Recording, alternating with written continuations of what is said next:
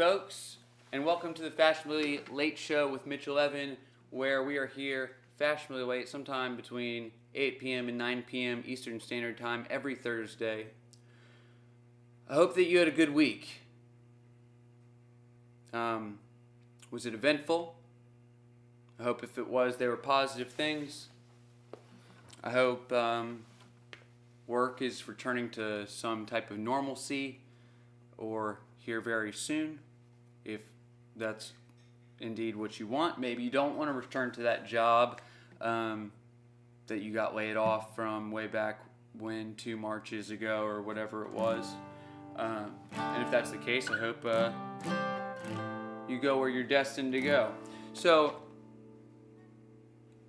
thus far on the Fashionably Late Show, here with me, your host, Mitchell, we've done a variety of things, mostly sets by myself. We started out the show with doing a few that were between 30 minutes and an hour, usually me playing acoustic guitar and playing an assortment of songs that I wrote. Whatever I was kind of feeling that night.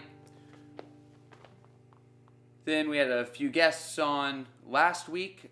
If you were here for the show, we had the full band on the show, and that was a great treat. It was a lot of fun to have everyone on the show, and it was a big production for this studio. It was the biggest one that we've done here in the Fashionably Late Show headquarters, I guess you would call it, the Go West recording studio. But tonight we're going to embark on a new journey. Tonight marks the first night of a new series that I'm doing that is yet to be officially named, but for now we will call the Lyric Breakdown series. So this is an idea I came up with sometime within the last year during the pandemic, where essentially I wanted to kind of pull back the veil on the writing process behind these songs, and especially in particular the lyrics behind the songs, and share with you where some of the origin stories for these songs came from, the specific meaning behind some specific details and imagery in the songs, and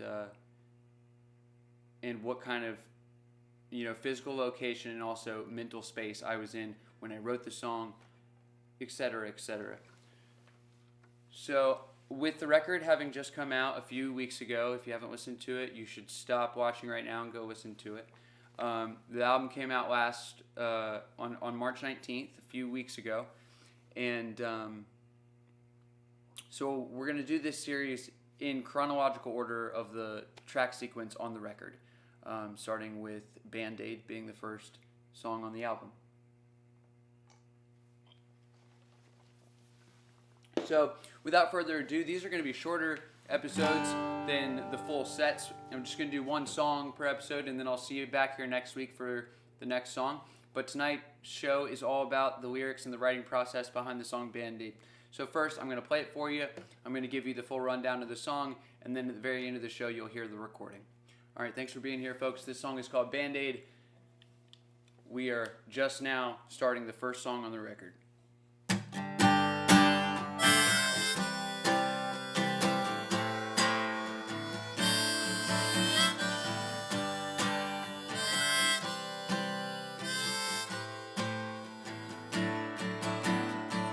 I just wanna be alone so that I can feel my pain.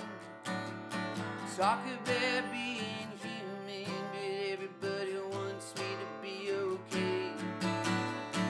I tried talking to friends, I tried getting high again, but how can you expect to win when the love you had is dead, and you can't put a Band-Aid on the wound I got last year?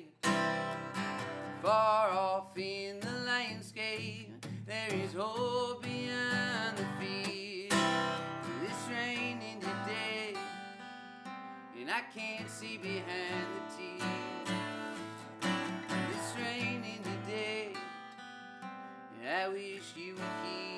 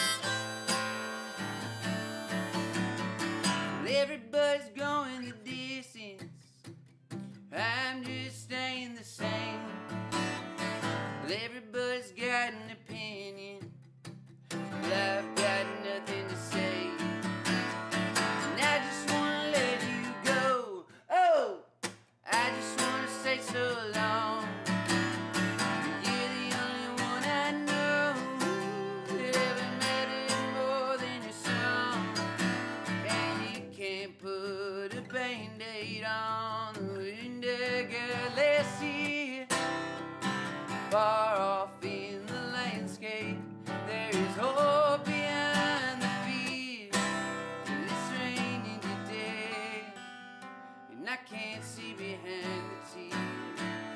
It's raining today, and I wish you were here.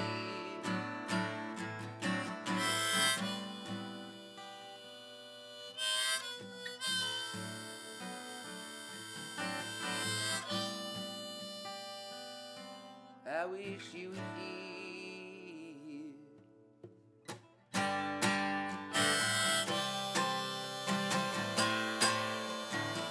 I wish you were here.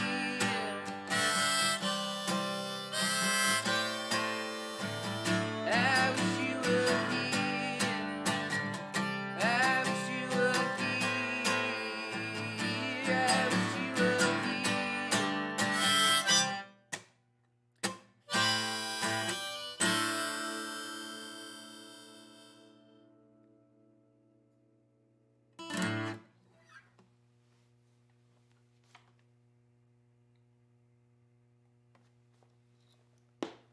There you have it, folks. Thank you for listening. That song is called Band-Aid. It's the opening track on the record. All right, so we made it through. Now I'm going to kind of go through the song one line at a time and explain the process to you, what the song means to me and where the lyrics came from and all that good stuff. So this was kind of an obvious choice for the first song on the record. Band-Aid has always been a personal favorite of mine out of the songs on the album, and I think the same goes for the other members of the band. I think everyone really enjoys playing it, and it's always felt like a starting place for the record, like something that's just on the surface, which is kind of cool because Band-Aids sit on the surface and they cover up the scars, and I feel like this song sits on the surface of what is underneath, which is the rest of the record, and the rest of the record being the story, the bulk of the meat of where the concept behind what inspired this album comes from, the experience. So I just want to be alone so that I can feel my pain is the opening line in the song. And I want to preface this by first stating that, Band-Aid is kind of an energetic, upbeat, happy feeling song with a slight melancholy to it, I think. It definitely feels light and major and uplifting, but lyrically it's heavy and it's sad. And so what I found is the reaction is somewhere in between. I think that people aren't quite aware of the heaviness of the lyrics upon first listen because of the levity of the music. So it's kind of a mechanism to disarm the listener, to bring them in to a welcoming space where it feels kind of lighthearted and surface at first, and then kind of to slip in these heavier messages once I have their attention, which is definitely not an original or unique idea. Plenty of other people use it, but it's just what I felt this song needed to tell the story in the way that I wanted to tell it. And the song is about many things, but it's also about healing through community and friendship, and we'll get to that later. So I just want to be alone so that I can feel my pain is kind of about the depression that's brought on about what the song will talk about, which is loss. And how when we're going through something like that, a life experience, it can be, and that being, illness. I loved someone who got very sick, and I went through that process with them. And then later, having lost that relationship, that was another type of loss. So it's these layers of loss, and then after that, I lost my community in that area, and I left Colorado, and and I moved back to Virginia, and that was another type of loss. I lost my band out there. I lost. So there was all these different layers of losing things that I loved that inspired this song and subsequently the full record. And when you go through something that's really heavy, like terminal cancer, with someone that you love, it can feel extremely isolating and yeah, it can feel like you're the only person in the world who feels this way, and that like no one else can relate or can understand what you're possibly going through. And because prior to this experience, I had no experience with anything like this, certainly not to this magnitude, and I don't know if I would have been able to relate.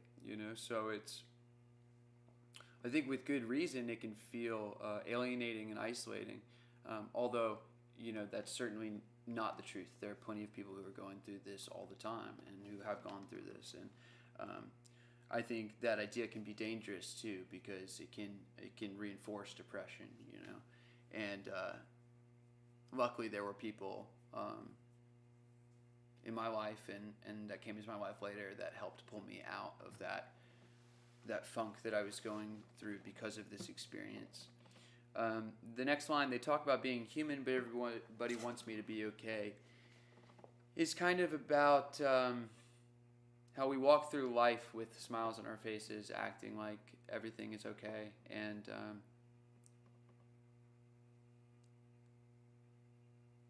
how we are raised in a culture where how's it going or what's up is a greeting. It's not a genuine question. When I walk past someone and they're walking their dog and they say, how's it going? They don't want me to actually tell them how I'm doing, because that would be rude, because I'm a mess half the time, In most social situations, people just want the surface level of what's going on with us. And what I experienced through that situation of being with someone who was terminally ill is that I felt alone, because most of the people in my life at the time weren't equipped to handle that type of situation, meaning they could not help me process it emotionally because they themselves were incapable of emotionally processing it. And so sickness begets sickness in that situation, and no one gets better, and the isolation only becomes stronger and stronger. So what I found was people actually just didn't want to talk about it, or they didn't want to talk to me because I was going through it, because it made them uncomfortable. And that's not everyone. There were people that were willing and welcome and incredibly mature, but most of my friends that I was around and surrounded by at the time just were not, and did not make themselves available. And so I think that what I was saying in that line is, people, yes, they want me to be okay, but that's a double-edged sword. It's, when I pass someone a tissue because they're crying, is it because why am I doing that? Is it because I want to stop them from crying, because I don't want to see them in pain? And is that because I can't handle their pain and that it makes me uncomfortable? Or is it because they can't handle their pain? Or I think they can't handle their pain, so I'm trying to rescue them from it, is that sort of situation. I tried talking to friends. I tried getting high again. It touches on that element. It's like I tried talking to the people that I was around, and it didn't work, Either they shut me up or changed the subject, or, made themselves emotionally unavailable, or were just incapable of being of any service at the time, and I tried getting high again is, substance abuse disorder and drug addiction is a part of my story. It's a big part of my story, and has been for the past 6 years or so. It has not always been a straight line, my recovery.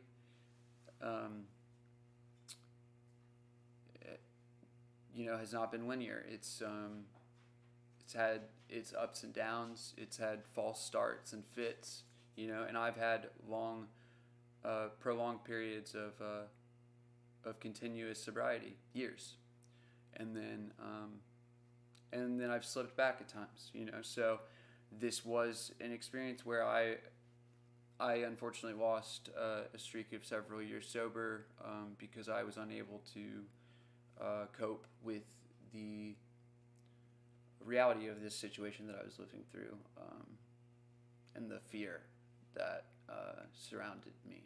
That I was the fear and dread that I was filled with because of loving someone who was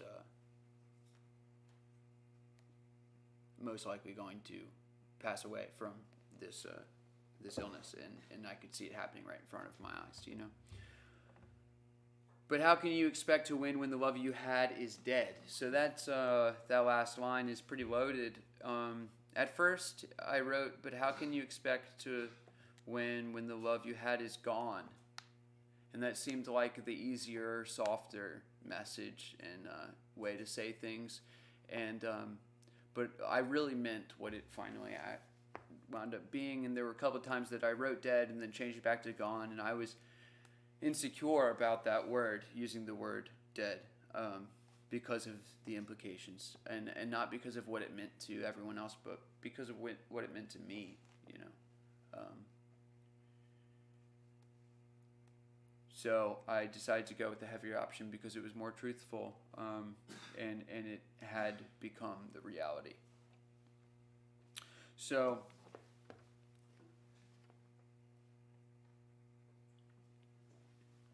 the verses are made up of 4 lines,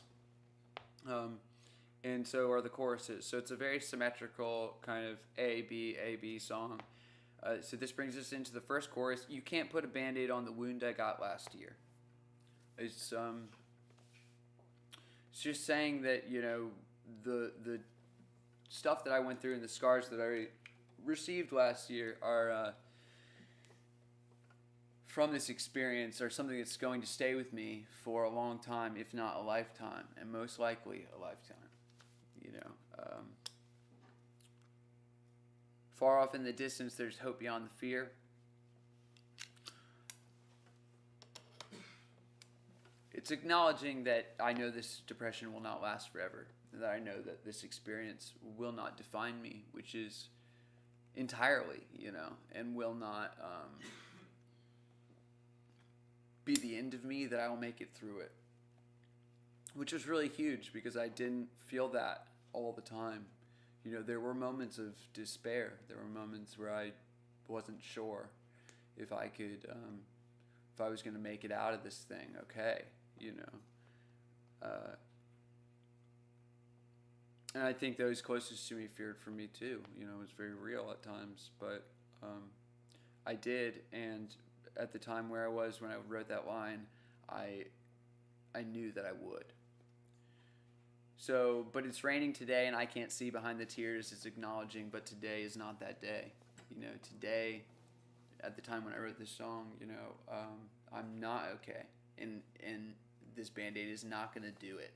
And I'm not going to go out because, people can't handle what I'm going through.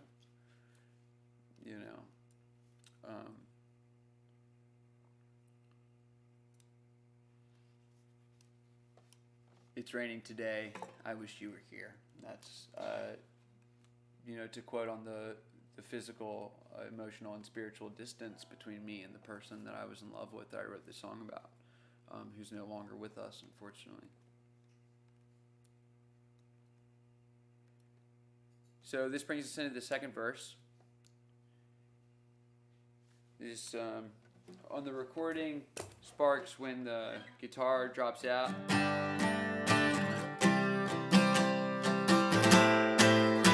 The bass and drums carried away. Everybody's going the distance. I'm just staying the same. So everybody's going the distance. I'm just staying the same. It feels like at this time in my life, I was accepting a lot of defeat. That Colorado didn't work out. That my band didn't work out. My relationship didn't work out. Those deaths that I talked about earlier. Those layers of death. It felt like I was not making progress, and everyone else. I looked around. My high school friends were, getting the next promotion or next big job, or graduating, and going to get their master's degree, or getting married and having kids, and so it very much felt like I had plateaued, and that I didn't know what else to do, or if there was any more to do, Everybody's got an opinion. Well, I've got nothing to say. When you go through prolonged periods of depression, my partner that I'm with now, we always joke around and say that she gets angry and I get sad, and that's true. I respond by turning inward most of the time. I'm not like an explosive individual, although I can be made to yell. And I think depression for me reinforces that meekness and like not being confident and outspoken and vocal, and just kind of turning inward. And that I think that's what that line speaks to. There was a lot of political discussion going on at the time, and I just did not care about it at all because I was going through something that was so incredibly personal that politics seemed like a joke.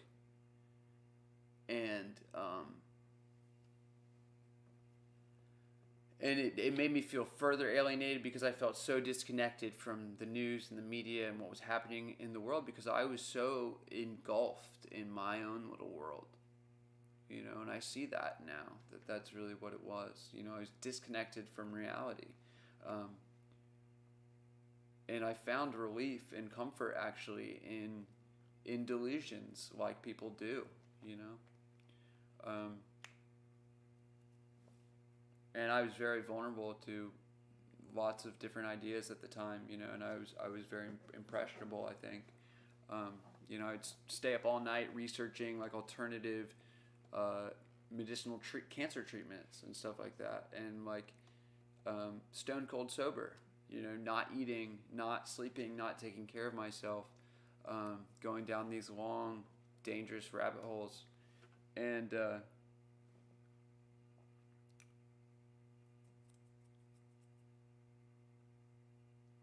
I just want to let you go. I just want to say so long is about like, I felt so 1 foot in.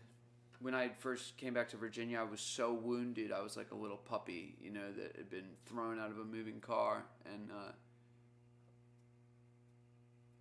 for a while, and I slowly snapped out of it. But I felt like physically I was here, but spiritually, or part of my heart was in Colorado and was with this person who was so quickly fading away, and I had at that point no communication with.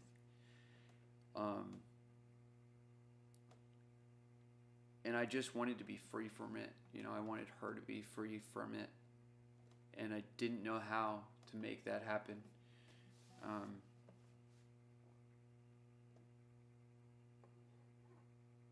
But You're the Only One I Know That Ever Mattered More Than a Song speaks to, just how much they meant to me. That like, I think everything and everyone at that point in my life had kind of come second to this dream of playing music, and she was someone who, for the first time up until the current relationship I'm in now, I could envision myself, doing something else, which is, like playing music with her. And she was the first partner that I ever sang with, and we were writing songs together and recording together. We had started a new band, before the news of her getting sick broke out, and so it started to make me reshape my life, and think about my life in different context than just myself and my own will and my own desire. And I think that that's what that line is referring to for me. And if these lines mean something different to you, I want them to mean something different to you. That's the point. I just don't really subscribe to the kind of magician's trick sort of ideology about like you never reveal what a line's about. And I think that can be a dangerous cop out that way too many people hide behind. Like, oh, I just got it from the muse and it means whatever you want it to mean. No, like I think, half the time when people are saying that, what they really mean is I don't know what it means because I didn't take the time to really think about what it means, and it's kind of bullshit. Or just not very well thought out. And writing from the muse is like all fine and dandy and great sometimes. But I do think that, a lot of the time, for me, I want to be able to articulate what I'm singing about. But I also love abstract lyricists, so this is never a hard and fast rule. And I've written abstract lyric songs that I love, and yeah, so now I'm contradicting myself, but whatever. So then it just goes back into the chorus again. The chorus is exactly the same. You can't put a Band-Aid on the wound I got last year. But far off in the distance, there's hope beyond the fear. But it's raining today, and I can't see behind the tears. It's raining today, and I wish you were here. Then I just repeat, I wish you were here 4 times because that's really what I was feeling in that moment, And I realized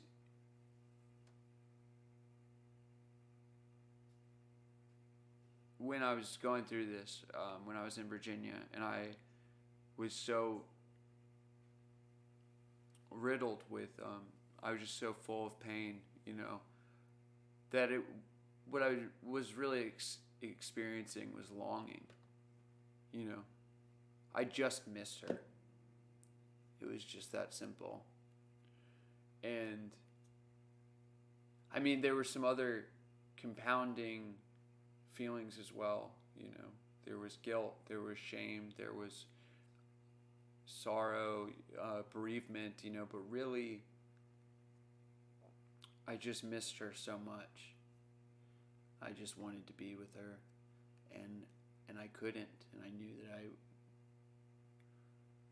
probably never speak to her again or see her again, and that ended up being the case. And I've, the only thing that I've found that works for that is time and maybe talking about it, which whenever I have the opportunity, because I spoke earlier, and I would like to encourage anyone who's gone through something like this or is going through something like this now, to talk about it whenever you can. And no, everyone is not equipped to handle it. Everyone is not equipped to give you advice or even to listen to it. And some people can be more damaging than helpful. But if you do feel safe and you do have a set of ears that will listen, talk about what you're going through, because that's the only thing that's helped me make sense of this experience and help give it meaning and context in my life, so that it doesn't have to be for nothing, so that it doesn't have to just be painful and meaningless, but that it can fit within the larger context of ongoing lives and to have a purpose, in the bigger picture. And today, for me, I choose to give this story meaning and for it to have purpose in my life. Because without it, I wouldn't be here. I wouldn't be the person that I am today. I wouldn't be with the partner that I'm with. I wouldn't have this song, this record,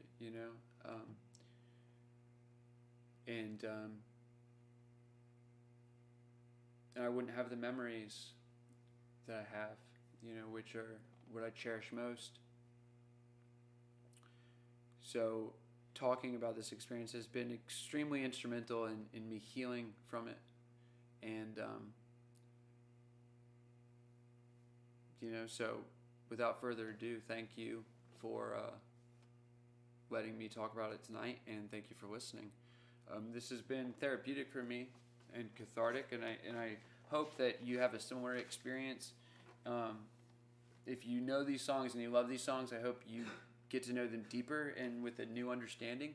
I hope that my understanding of these lyrics doesn't change, but only or diminish, but only enriches your understanding of them. And if this is your introduction, I hope that you will go listen to the record and add the songs to your favorite playlist and follow me and join me back here next Thursday for the next show, where we will unveil a song called Lonesome Love. Track number 2. Thank you for listening, guys. Thank you, as always, to Cody Massoff from TLP Films, the Liquor Portal, for running tonight's show. Thank you, thank you, thank you. I'll see you soon. Tune in next week. Bye, folks.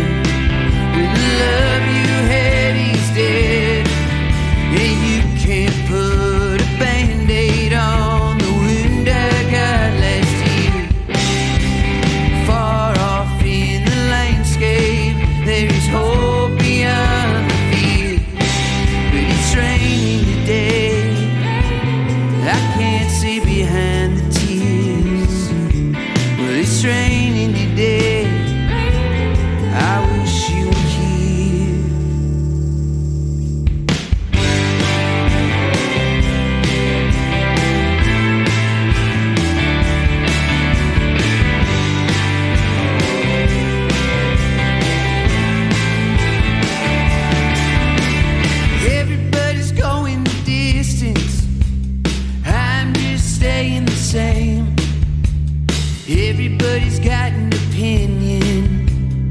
I've got nothing to say. And I just wanna let you go. Oh, I just wanna say so long. You're the only one I know that ever mattered more than a song. And you can't put a Band-Aid on the wound I got last year. Far off in the landscape, there is hope beyond the fear. But it's raining today, I can't see behind the tears. But it's raining today, I wish you were here.